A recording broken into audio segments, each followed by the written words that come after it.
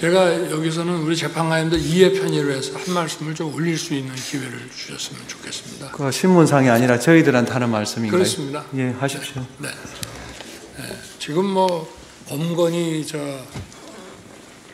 위치 추적인이 이렇게 하는데요.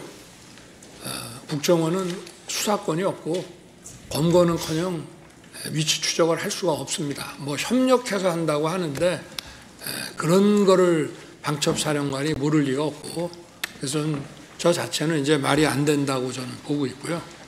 그리고 지금 저 메모가 지금 이 뭐 탄핵부터 뭐 내란물이니 이런 모든 프로세스가 지금 저 아까 우리 정영식 재판관님께서 그 지적하신 저 메모가 아마 제 판단에는 12월 6일 국회에서 박선원 의원한테 넘어가면서 시작이 된 거라고 저는 보는데요. 제가 12월 4일 날 이제 계엄 해제하고 이제 저녁에 집에 있는데 조금 늦은 시간에 국정원장이 전화를 했습니다. 그러면서 저한테 1차장한테, 홍장원 1차장한테 전화를 혹시 받으셨습니까? 그래서 모르겠는데 내가 한번 이 전화 끊고 한번 열어보겠습니다. 그래서 열어보니 전화가 왔는데 제가 못 받은 거더라고요. 왜냐하면 저 비화폰은 저 무음으로 늘 해놓기 때문에. 그래서 내가 다시 국정원장에게 전화해서 전화가 왔었노라. 왜 그러냐 그랬더니 사실은 대통령님께 진작에 말씀을 드렸어야 되는데 사실 좀 오래됐습니다. 근데 어떤 정치적 중립 문제라든지 뭐 제가 자세한 말씀을 이 자리에서 드리기는 뭐가 하지만 홍장원 1차장을 좀 해임해야 되겠습니다. 그래서 제가 뭐 다른 거 다 안 물었습니다. 그건 원장이 그렇게 판단하면 그렇게 하십시오. 그래서 내일 사표를 받겠습니다 해서 사표를 받고 아까 6일 날 뭐 다시 일하자 했다는데 저는 그게 믿기지가 않는 것이 벌써 6일 날 오전에 그때 제가 관저에 있는데 이미 관저로 1차장 해임과 또 오호령 씨에 대한 임명 그 결재안이 올라와서 제가 그거를 점심시간에 결재를 했습니다. 그 이후에 지금 이제 12월 6일 아침 기사부터 이런 체포 얘기가 대통령이 뭐 한동훈 대표를 잡아넣어라 이런 기사가 12월 6일 아침부터 나기 시작합니다. 그래서 이게 쭉 진행되는 것이고요.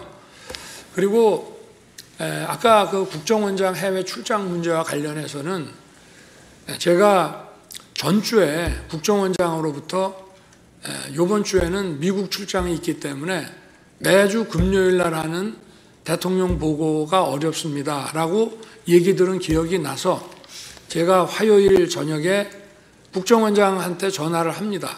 해외에 있는지 국내에 있는지 알기 위해서.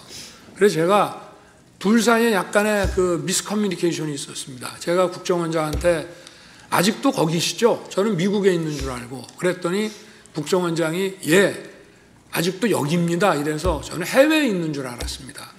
그래서 처음으로 제가 홍장훈 1차장한테 전화를 하게 됩니다.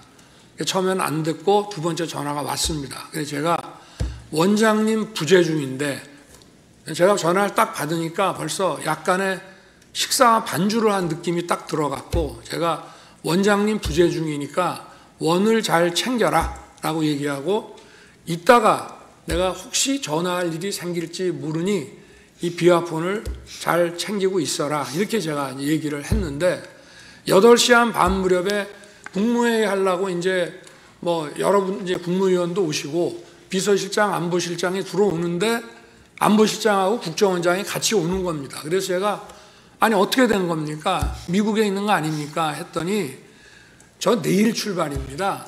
그래서 제가 국정원장한테 나는 원장님 미국 계신 줄 알고 제가 1차장한테 전화를 했습니다. 그랬더니 원장님 부재 중인데 잘 챙기라고 했는데 원장님 여기 계십니다란 말을 안 합니다.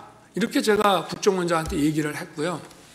그리고 국정원장도 아마 둘이서 그런 커뮤니케이션을 나중에 했을 거라고 저는 추측이 되는데 제가 만약에 계엄 사무에 대해서 국정원에다 뭘 지시하거나 뭐 부탁할 일이 있으면 국정원장한테 제가 직접 하지, 차장들 업무 관련은 2차장이지만 2차장한테도 안 합니다. 원장한테, 무조건 기관장한테 하는 것이고요. 그리고 제가 1차장 홍장훈 1차장한테 10시 한 거의 11시 다 돼가지고 이제 제가 저 대국민 담화, 계엄선포 대국민 담화를 하고 올라와서 저 국무위원들 아직 남아있는 사람들하고 얘기한 다음에 돌려보내고 제가 홍장훈 차장한테 전화한 거는 계엄 사무가 아니고 이미 관련된 문제는 원장하고 다 얘기를 했기 때문에 제가 전화한 거는 아까 전화를 하겠다라고 한 것도 있고, 또 제가 해외 순방 때 국정원의 해외 담당 파트가 여러 가지 그 경호 정보를 많이 도왔기 때문에 제가 격려 차원에서 전화를 기왕 한 김에 한번 해야 되겠다라고 해서 계엄 사무가 아닌 간첩 검거와 관련해서 여기는 수사권이 없고 조사권, 국가안보조사국으로 이름이 바뀌었습니다. 그래서 방첩사를 도와주라는 얘기를 한 것이고, 제가 국정원에다가 방첩사 도와주라는 얘기는 전임 김규현 원장 때나 조태영 원장 때나 늘 합니다. 왜냐? 방첩사는 예산이 아주 부족합니다. 그리고 국정원에는 정보들이 많이 있기 때문에 경찰에 줄 거는 경찰에 주고 또 방첩사에 줄 거는 방첩사에 주면서 저도 좀 예산 지원을 좀 해주라는 얘기를 쭉 해왔기 때문에 또 사관학교 후배니까 좀 도와주라. 그래서 간첩 수사를 방첩사가 잘 할 수 있게 도와주라는 계엄 사무와 관계없는 얘기를 한 거를 가지고 만약에 그렇다면은 제가 아까 그 재판관님께서 잘 지적을 하셨던데, 제가 여인영 사령관한테 내가 조금 전에 1차장하고 통화했으니 뭐 애로사항 있으면 1차장한테 연락을 하라고 제가 전화를 했어야 되는데, 대통령이 방첩사령관한테 그런 전화 한다는 것 자체도 굉장히 비상식적인 얘기입니다. 그리고 방첩사령관이 1차장의 사관학교 후배긴 하지만 엄연한 기관장이고, 계엄이 선포되면 방첩사령부가 사실상 국정원의 우위에 있기 때문에 뭐 차장, 더구나 담당 2차장도 아닌 1차장한테 계엄 사무와 관련한 이런 무슨 부탁을 한다는 게, 만약에 할 거면은 방첩사령관은 국정원장한테 해야 됩니다. 기관장끼리. 그리고 계엄이 선포돼서 여기가 합동수사본부가 되면요, 정보도 역시 방첩사가 국정원 우위에 있는 거기 때문에 제가 뭐 재판관님께서 이 전체적인 사항을 어떻게 판단하실지는 그거는 뭐 제가 정할 문제는 아니지만 이 전체 상황에 대해서 좀 이해의 편의를 위해서 간단하게 말씀드렸습니다. 이상입니다. 예.